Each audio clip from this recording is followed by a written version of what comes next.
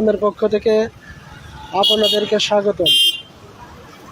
আজ আমরা এখন অবস্থান করছি মাগুরা সদর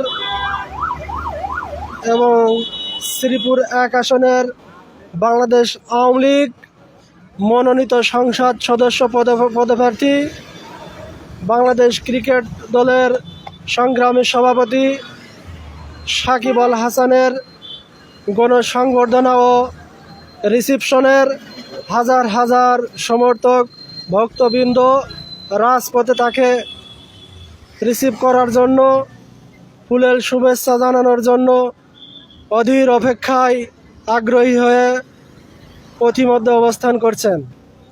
এপি বাংলা নিউজের সাথে থাকুন, আমরা সকল আপডেট নিয়ে আপনাদের সাথেই আছি ইনশাল্লাহ।